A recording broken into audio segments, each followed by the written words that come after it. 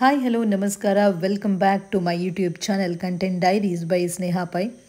ವೀಕ್ಷಕರೇ, ನಿಮಗೆಲ್ರಿಗೂ ಗೊತ್ತಿರುವ ಹಾಗೆ ನವರಾತ್ರಿಯ ಸಂಭ್ರಮ, ಅದರಲ್ಲೂ ಕೂಡ ದಸರಾ ಅಂತ ಹೇಳುವಂಥದ್ದು ಈಗ ಉಡುಪಿ ಮಂಗಳೂರಿನಲ್ಲೂ ಕೂಡ ಬಹಳಷ್ಟು ವಿಜೃಂಭಣೆಯಿಂದ ವೈಭವದಿಂದ ನಡೀತಾ ಇರುವಂತಹ ಹಬ್ಬ. ಅದರಲ್ಲೂ ನಮ್ಮ ಉಚ್ಚಿಲದ ಮಹಾಲಕ್ಷ್ಮಿ ದೇವಸ್ಥಾನದಲ್ಲಿ ಕಳೆದ ಕೆಲವು ವರ್ಷಗಳಿಂದ ಬಹಳಷ್ಟು ವಿಜೃಂಭಣೆಯಿಂದ ನಡೀತಾ ಇರುವಂತಹ ಈ ದಸರಾ ಹಬ್ಬಕ್ಕೆ ಹೊಸ ಮೆರುಗನ್ನೇ ತಂದುಕೊಟ್ಟಿದೆ. ಉಚ್ಚಿಲದಲ್ಲಿ ದಸರಾ ಮಹೋತ್ಸವ ನಡೀತಾ ಇದೆ ಅಂತ ಹೇಳುವಾಗ ನಮಗೆ ನವದುರ್ಗೆಯರ ಅವತಾರಗಳನ್ನು ಸೃಷ್ಟಿಸುವಂತಹ ಶಾರದಾ ಮಾತೆಯ ರೂಪವನ್ನು ನಾವಿಲ್ಲಿ ಖಂಡಿತವಾಗಿ ನೋಡ್ಬೋದು. ಉಡುಪಿಯ ಉಚ್ಚಿಲ ದಸರಾ 2025 ಬಹಳಷ್ಟು ಸಂಭ್ರಮದಿಂದ ವೈಭವದಿಂದ ನಡೀತಾ ಇದೆ. ರಸ್ತೆಯ ಉದ್ದಗಲಕ್ಕೂ ಲೈಟಿಂಗ್ಗಳಿಂದ ವಿಜೃಂಭಿಸ್ತಾ ಇದೆ. ಬಹಳಷ್ಟು ಕಿಲೋಮೀಟರ್ಗಳ ದೂರದಿಂದವೇ ಈ ಒಂದು ಲೈಟಿಂಗ್ನ ಸಂಭ್ರಮ ಎಲ್ಲರನ್ನ ಕಣ್ಣು ಕುಕ್ಕಿಸ್ತಾ ಇದೆ.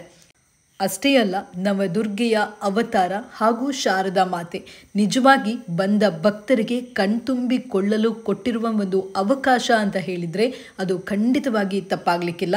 ದೇವಿಯ ಪ್ರತಿಯೊಂದು ರೂಪವನ್ನು ನೋಡುವಾಗ ನಿಜ ದೇವಿಯೇ ಅವತರಿಸುವ ಹಾಗೆ ಅಂತಹ ಒಂದು ಚಿತ್ರಣ ನಮ್ಮ ಮುಂದೆ ಬರುವಂಥದ್ದು ಸತ್ಯವಾದದ್ದೇ. ಹಾಗಾದರೆ ಬನ್ನಿ, ನಮ್ಮ ಉಚ್ಚಿಲ ದಸರಾ 2025ರಲ್ಲಿ ಅವತರಿಸಿದ ದೇವರ ಹಾಗೂ ನವದುರ್ಗೆಯರ ಅವತಾರವನ್ನ ಮತ್ತು ಶಾರದಾ ಮಾತೆಯ ವಿಗ್ರಹವನ್ನ ಒಮ್ಮೆ ನೋಡಿ ಬರೋಣ.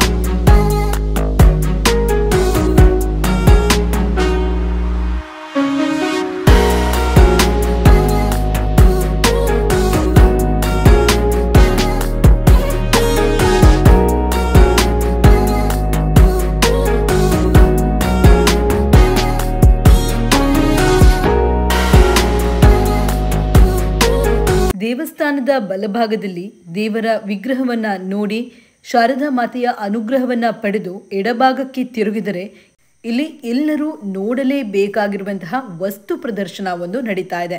ಇದು ಈ ವರ್ಷದ ಉಡುಪಿ ಉಚ್ಚಿಲ ದಸರಾದ ವಿಶೇಷ. ವಸ್ತು ಪ್ರದರ್ಶನ ಅಂತ ಹೇಳಿದರೆ ನಿಜವಾಗಿಯೂ ಅರ್ಥಗರ್ಭಿತವಾಗಿರುವಂತಹ ವಸ್ತು ಪ್ರದರ್ಶನ ಇದಾಗಿದೆ ಅಂತ ಹೇಳಲಿಕ್ಕೆ ನಾನು ಇಷ್ಟಪಡ್ತೇನೆ. ಮೊದಲನೇದಾಗಿ ಆಕರ್ಷಕವಾಗುವಂಥದ್ದು ಈ ಒಂದು ಎಂಟ್ರೆನ್ಸ್ನ ಡೆಕೋರೇಷನ್. ಇದನ್ನು ಬಹಳಷ್ಟು ದೂರದಿಂದ ನೋಡಿದರೆ ಏನನ್ನೋ ಹೊಸತನವನ್ನು ನೋಡುವ ಅನುಭವ ನಮಗೆ ಕೊಡ್ತದೆ. ಸೊ ಮುಂದೆ ಸಾಗಿದರೆ ನಿಜವಾಗಿ ಇದು ಗೆರಟೆಯಿಂದ, ತೆಂಗಿನ ಮರದ ಮಡಲಿನಿಂದ ಮಾಡಿರುವಂತಹ ವಿಶೇಷವಾದ ಆಕರ್ಷಕವಾಗಿರುವಂತಹ ಡೆಕೋರೇಷನ್ ಅಂತ ಹೇಳ್ಬೋದು. ಮತ್ತೆ ಮುಂದೆ ಸಾಗಿದರೆ ಹೂವಿನ ಗಿಡಗಳಿರ್ಬೋದು, ಹೂವಿನಿಂದಲೇ ತಯಾರಿಸಿರುವಂತಹ ಕೆಲವಷ್ಟು ಗೊಂಬೆಗಳು ಮತ್ತು ಮುಖ್ಯ ಆಕರ್ಷಣೆ ಇಲ್ಲಿ ತರಕಾರಿಗಳಿಂದಲೇ ತಯಾರಿಸಿರುವಂತಹ ಈ ಎಲ್ಲ ವಸ್ತುಗಳನ್ನು ನೋಡುವಾಗ ಇದು ಎಲ್ಲರ ಗಮನವನ್ನು ಸೆಳೆಯುವುದಂತೂ ಗ್ಯಾರಂಟಿ. ಇದು ಬರೀ ಎಂಟ್ರೆನ್ಸ್ ಅಷ್ಟೇ. ಇನ್ನು ಈ ಒಂದು ಆವರಣದ ಒಳಗೆ ಹೋದರೆ ನಾವು ಬಹಳಷ್ಟು ದೊಡ್ಡ ಜಗತ್ತಿಗೆ ಕಾಲಿಟ್ಟ ಅನುಭವ ಆಗ್ತದೆ. ಮೊದಲನೇದಾಗಿ ನಮಗೆ ಕಾಣಸಿಗುವಂಥದ್ದು ಅಂತಾರಾಷ್ಟ್ರೀಯ ಖ್ಯಾತಿಯ ವೆಂಕಿ ಪಲಿಮಾರ್ ಅವರು ರಚಿಸಿರುವಂತಹ ಈ ಎಲ್ಲ ಆವೆ ಮಣ್ಣಿನ ಕಲಾಕೃತಿಗಳು. ಇವುಗಳ ಒಂದು ದೃಶ್ಯವನ್ನು ನೋಡಿ ಇವುಗಳಿಂದ ನಾವು ಕಲಿಯಬೇಕಾಗಿದ್ದು ಎಷ್ಟಿದೆ ಅಂತ ಹೇಳುವಂಥದ್ದು ನಿಜವಾಗಿಯೂ ಅರ್ಥವಾಗ್ತದೆ. ಈ ಒಂದು ಚಿಕ್ಕ ಕ್ಲಿಪ್ಪಿಂಗ್ಸನ್ನು ನೀವು ಕೂಡ ನೋಡಿ.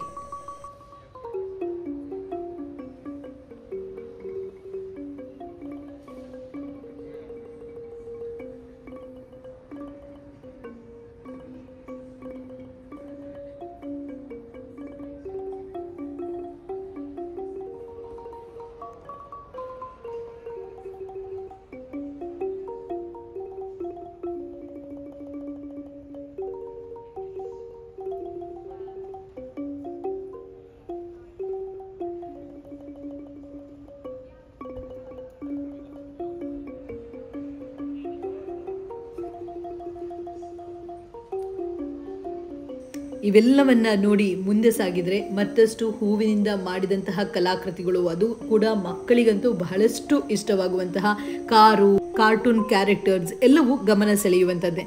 ಹಾಗೆ ಕೆಲವಷ್ಟು ಅಂಗಡಿಗಳು ಕೂಡ ಇವೆ.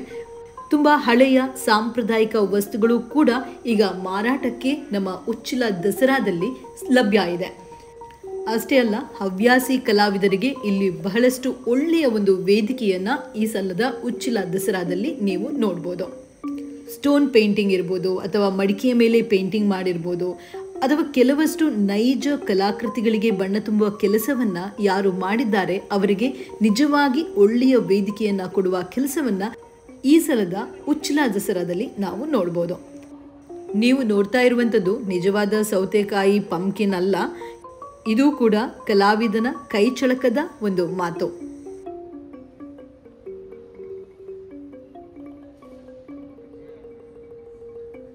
ಇನ್ನು ಈ ಕಾಪು ಲೈಟ್ ಹೌಸ್ ಅನ್ನ ನೋಡಿದ್ದೀರಾ? ಕಲಾವಿದ ತನ್ನ ಕಲಾತ್ಮಕತೆಯಿಂದ ನಿಜವಾದ ಲೈಟ್ ಹೌಸ್ ಅಂತೆ ಇದನ್ನ ಬಿಂಬಿಸಿದ್ದಾರೆ. ಇನ್ನು ಗ್ಲಾಸ್ ಪೇಂಟಿಂಗ್ಗಳು ಬಹಳಷ್ಟು ಆಕರ್ಷಣೀಯವಾಗಿತ್ತು. ಈ ಗ್ಲಾಸ್ ಪೇಂಟಿಂಗ್ಗಳಿರ್ಬೋದು, ರೇಸಿನ್ ಆರ್ಟ್ಗಳಿರ್ಬೋದು, ಅಥವಾ ಬಾಟಲ್ ಕ್ರಾಫ್ಟಿಂಗ್ ಇರ್ಬೋದು, ಇವೆಲ್ಲ ಕೂಡ ಜನರನ್ನು ಬಹಳಷ್ಟು ಆಕರ್ಷಣೆ ಮಾಡ್ತಾ ಇತ್ತು. ಮಾತ್ರ ಅಲ್ಲದೆ ಬಹಳಷ್ಟು ಜನರು ಇದನ್ನು ಪರ್ಚೇಸ್ ಮಾಡಲಿಕ್ಕೆ ಕೂಡ ಮುಗಿಬೀಳ್ತಾ ಇದ್ರು. ಮುಂದೆ ನಾವು ಕೆಲವಷ್ಟು ಫೋಟೋ ಗ್ಯಾಲರಿಗಳನ್ನು ನೋಡಿದ್ವಿ ಮತ್ತು ಮಳೆ ನೀರು ಕೊಯ್ಲು ಹೇಳುವ ಬಗ್ಗೆ ಬಹಳಷ್ಟು ಮಾಹಿತಿಯನ್ನು ನೀಡುವಂತಹ ಒಂದು ಕೌಂಟರ್ ಕೂಡ ಇತ್ತು. ತದನಂತರ ನನಗೆ ಇಷ್ಟವಾಗಿರುವಂಥದ್ದು ಈ ಬುಟ್ಟಿಯನ್ನು ಹೆಣೆಯುವವರು. ಹಿಂದಿನ ಕಾಲದಲ್ಲಿ ಇಂತಹ ಸಾಮಗ್ರಿಗಳನ್ನು ನಾವು ಹೆಚ್ಚಾಗಿ ನಮ್ಮ ಮನೆಯಲ್ಲಿ ನೋಡ್ತಾ ಬರ್ತಾ ಇದ್ವಿ. ಮತ್ತು ಗದ್ದೆಗಳಲ್ಲಿ ಕೆಲಸ ಮಾಡುವವರು ಕೂಡ ಇಂತಹ ವಸ್ತುಗಳನ್ನು ಹೆಚ್ಚಾಗಿ ಇಂದಿಗೂ ಕೂಡ ಬಳಸ್ತಾರೆ. ಆದರೆ ನಮ್ಮ ಇಂದಿನ ಪೀಳಿಗೆಗೆ ಇವೆಲ್ಲ ನೋಡ ಸಿಗುವುದೇ ಬಹಳಷ್ಟು ಅಪರೂಪ. ಅದರಲ್ಲೂ ಕೂಡ ಇಲ್ಲಿ ಪರ್ಚೇಸಿಂಗಿಗೆ ಕೂಡ ಅವಕಾಶ ಇತ್ತು. ನಾವು ಹೋಗಿದ್ದು ರಾತ್ರಿ ಆಗಿದ್ದರಿಂದ ಅಲ್ಲಿ ಮಾಡ್ತಾ ಇರೋದನ್ನು ನಮಗೆ ನೋಡಲಿಕ್ಕಾಗಲಿಲ್ಲ. ಬಟ್ ನೀವು ಡೇ ಟೈಮಲ್ಲಿ ಬಂದರೆ ಅವರು ಬುಟ್ಟಿ ಹೆಣೆಯುವ ದೃಶ್ಯವನ್ನು ಕೂಡ ನೀವು ನೋಡ್ಬೋದಂತೆ. ಇನ್ನು ಈ ಬಟ್ಟೆ ಹೆಣೆಯುವ ದೃಶ್ಯ ಇದಂತೂ ಬಹಳಷ್ಟು ಜನರನ್ನು ಆಕರ್ಷಿಸ್ತಾ ಇತ್ತು. ಬಹಳಷ್ಟು ಜನರು ಅಲ್ಲೇ ನಿಂತು ಇದನ್ನು ನೋಡ್ತಾ ಇದ್ರು ಕೂಡ. ಉಡುಪಿ ಸೀರೆಗಳನ್ನು, ಅಂದರೆ ಕೈಮಗ್ಗದ ಸೀರೆಗಳನ್ನು ನಾವು ಹೇಗೆ ಮಾಡ್ತೇವೆ ಹೇಳುವುದರ ಬಗ್ಗೆ ಅವರು ಅಲ್ಲಿ ತೋರಿಸ್ತಾ ಇದ್ರು. ಮಾತ್ರ ಅಲ್ಲದೆ ಅದರ ಮಾರಾಟ ಕೂಡ ನಡೀತಾ ಇತ್ತು. ಮುಂದೆ ಒಂದು ದೊಡ್ಡ ಪಕ್ಷಿ ಪ್ರಪಂಚವೇ ನಮ್ಮ ಮುಂದೆ ಬಂದಿರುವ ಹಾಗಿನ ಅನುಭವ. ಬಹಳಷ್ಟು ಪ್ರಭೇದದ ಪಕ್ಷಿಗಳು ಒಂದಕ್ಕಿಂತ ಒಂದು ವಿಭಿನ್ನವಾಗಿತ್ತು ಮತ್ತು ನೋಡಲಿಕ್ಕೆ ಕೂಡ ಬಹಳಷ್ಟು ಅಟ್ರಾಕ್ಟಿವ್ ಆಗಿತ್ತು. ಹಾಗಾದರೆ ಬನ್ನಿ ಒಮ್ಮೆ ಈ ಪಕ್ಷಿ ಪ್ರಪಂಚದಲ್ಲಿ ಏನೇನಿದೆ, ಎಷ್ಟೆಲ್ಲ ಪಕ್ಷಿಗಳಿದೆ ಅಂತ ಹೇಳಿದ್ದನ್ನು ನೋಡೋಣ. ಬಟ್ ನಾನಿಲ್ಲಿ ಎಲ್ಲ ಪಕ್ಷಿಗಳನ್ನೇನು ಕವರ್ ಮಾಡಲಿಲ್ಲ. ಸೊ ಎಷ್ಟಾಗ್ತದೆ ಅಷ್ಟು ಪಕ್ಷಿಗಳನ್ನು ನಿಮಗೆ ತೋರಿಸುವ ಪ್ರಯತ್ನವನ್ನು ಮಾಡ್ತಾ ಇದ್ದೇನೆ. ಸೊ ನೀವು ನೋಡಿ ಎಂಜಾಯ್ ಮಾಡಿ.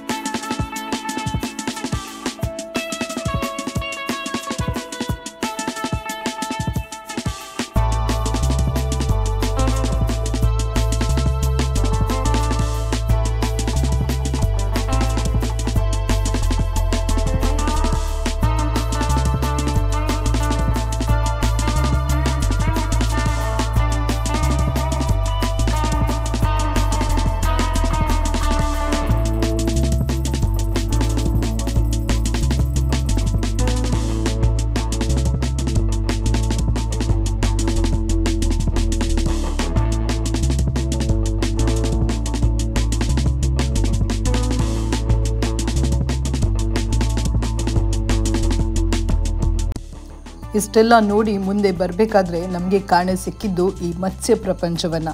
ಮೀನುಗಾರಿಕಾ ಇಲಾಖೆಯವರು ಏರ್ಪಡಿಸಿರುವಂತಹ ಈ ಒಂದು ಮತ್ಸ್ಯ ಪ್ರದರ್ಶನ ಇದೆಯಲ್ಲ, ಬಹಳಷ್ಟು ಆಕರ್ಷಣೀಯವಾಗಿತ್ತು. ಆ್ಯಂಡ್ ನೀವು ಇದನ್ನು ನೋಡಲಿಕ್ಕೆ ಖಂಡಿತವಾಗಿ 1-2 ಗಂಟೆಯಲ್ಲಿ ವಾಪಸ್ ಬರ್ತೇನೆ ಹೇಳುವ ಆಸೆಯನ್ನು ಇಟ್ಕೊಂಡು ಹೋಗಬೇಡಿ. ನಿಮಗೆ ಇಲ್ಲಿ ನೋಡಬೇಕಾದ್ರೇ ಒಂದು ಹಾಫ್ ಡೇ ಆದರೂ ಬೇಕಾಗ್ತದೆ, ಅಷ್ಟೊಂದು ರೀತಿಯ ವಸ್ತು ಪ್ರದರ್ಶನವನ್ನು ಇಲ್ಲಿ ಏರ್ಪಡಿಸಿದ್ದಾರೆ.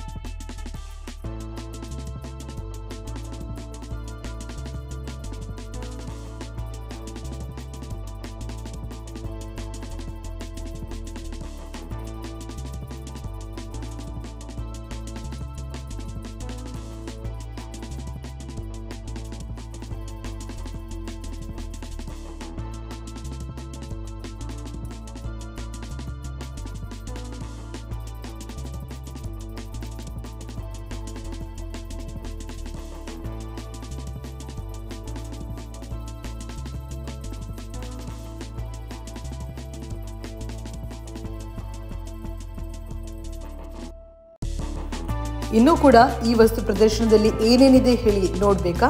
ಹಾಗಾದರೆ ಬನ್ನಿ ಒಂದು ಗ್ಲಿಮ್ಸನ್ನು ನೋಡ್ಕೊಂಡು ಬರೋಣ.